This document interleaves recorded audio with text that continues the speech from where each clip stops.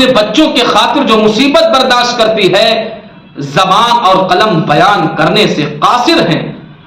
وہ باپ جس نے ابھی تک اس بچے کا چہرہ نہیں دیکھا ہے، خوشی کے مارے پھولے نہیں سماتا اور اس بچے کی خوشی کے خاطر اس کے کھانے پینے اوڑھنے بچھونے کا انتظام کرتا ہے، نرسوں اور ڈاکٹروں سے ہمیشہ رابطے میں رہتا ہے، اخلاص نیت کے ساتھ اللہ سے دعا کرتا ہے کہ اے اللہ ولادت کا معاملہ آسان فرما۔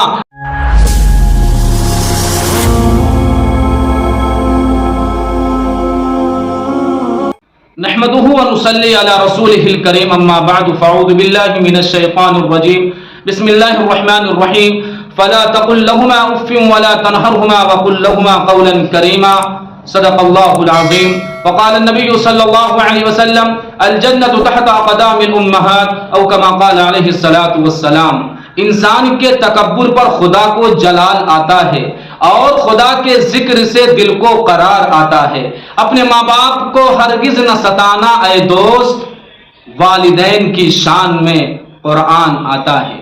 معزز ناظرین و سامعین، یہ جو میں ویڈیو بنا رہا ہوں یہ بہت اہم ویڈیو ہے، آخر تک ضرور سننا اور عمل کرنے کی کوشش کرنا، کیونکہ بنانے کا مقصد یہ ہوا کہ ایک بندہ خدا نے اپنے بیٹے کی داستان بیان کی، اپنے بیٹے کی لاپرواہی اور اس بدسلوکی کو بیان کیا کہ جس کو بیان نہیں کیا جا سکتا ہے۔ سننے کے بعد آنکھیں نم ہو گئی۔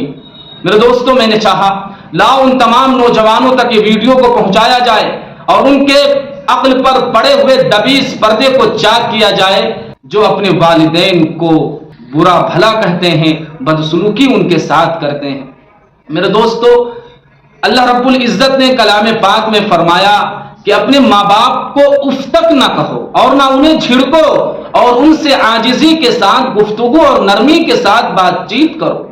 اللہ کے رسول صلی اللہ علیہ وسلم نے حدیث پاک کے اندر فرمایا کہ جنت ماں کے قدموں کے نیچے ہے، الجنت تحت اقدام الامہات۔ اللہ کے رسول صلی اللہ علیہ وسلم سے پوچھا گیا، یا رسول اللہ ما حق الوالدین علی ولدی، اولاد پر والدین کا حق کیا ہے؟ اللہ کے رسول صلی اللہ علیہ وسلم نے ارشاد فرمایا، ہما جنتک و نار، وہی تیری جنت ہے اور وہی تمہاری جہنم ہے۔ اس حدیث شریف کا کیا مطلب؟ اس حدیث شریف کا یہ مطلب ہے کہ اگر تم والدین کے ساتھ اچھا سلوک کرو گے، ان کے ساتھ اچھا برتاؤ کرو گے، ان کے ساتھ ادب و احترام کے ساتھ پیش آؤ گے تو جنت میں جاؤ گے، اور اگر ان کے ساتھ بدسلوکی کی، ان کو برا بھلا کہا، ان کو ستایا مارا، ان پر ظلم کے پہاڑ توڑا تو اپنا ٹھکانہ جہنم بنا لو۔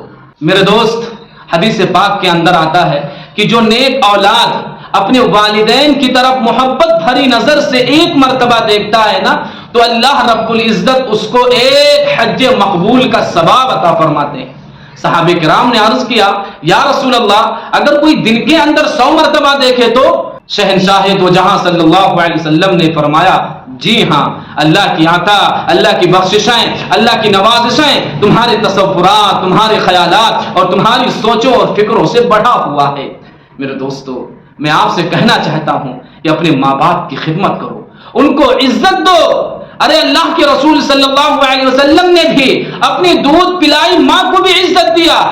ایک مرتبہ کی بات ہے کہ حضرت حلیمہ سعدیہ رضی اللہ تعالی عنہا حضور پاک صلی اللہ تعالی علیہ وسلم کی خدمت میں حاضر ہوتی ہیں۔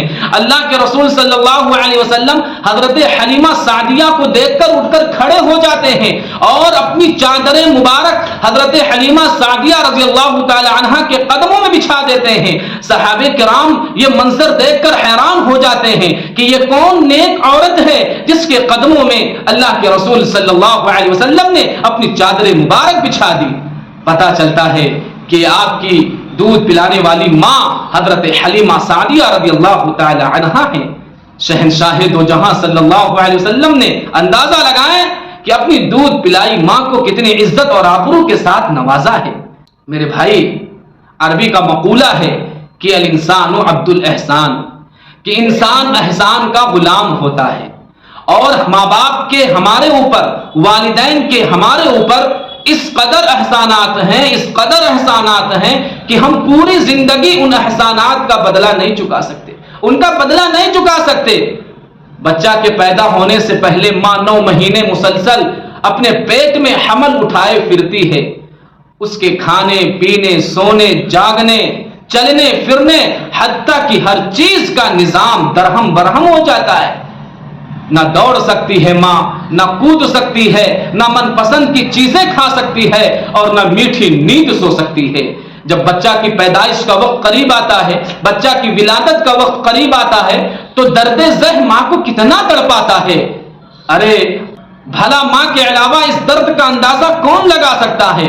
اور کتنی مائیں ایسی ہیں کہ اس درد کو برداشت نہیں کر پاتی اور بچے کی خاطر اپنی جان تک قربان کر دیتی ہیں۔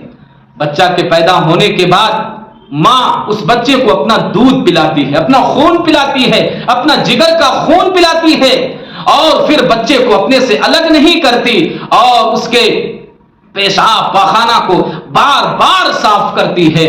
اور جب بچہ بیمار ہو جائے تو رات بھر بیٹھ کر گزار دیتی ہے، نیند حرام ہو جاتی ہے، کھانے پینے کی چیزوں کو چھوڑ دیتی ہے۔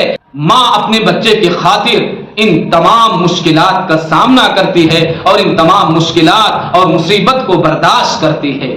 ماں اپنے بچوں کے خاطر جو مصیبت برداشت کرتی ہے، زبان اور قلم بیان کرنے سے قاصر ہیں۔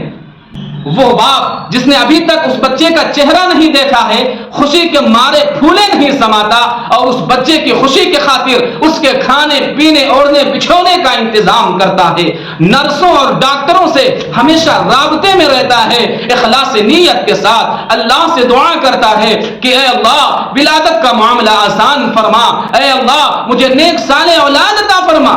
ماں باپ اپنی تمناؤں کا گلا گھونٹا، اپنی آرزوؤں کو دفن کیا اور اپنی خواہشات اپنی چاہتوں کو قربان کیا اور بچے کی تمام حسرتیں پوری کی، تمام خواہشیں پوری کی۔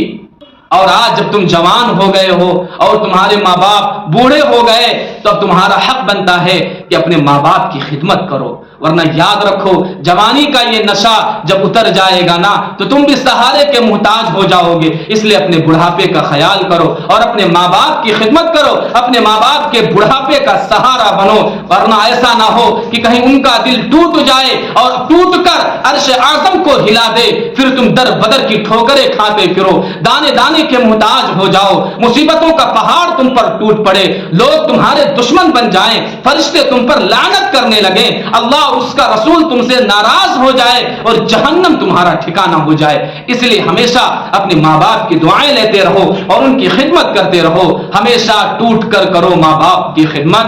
ہے کتنے روز یہ بوڑھے شجر نہیں معلوم۔ اللہ تعالیٰ سننے کہنے سے زیادہ عمل کی توفیق عطا فرمائے۔ البلاغ منی والقبول من اللہ۔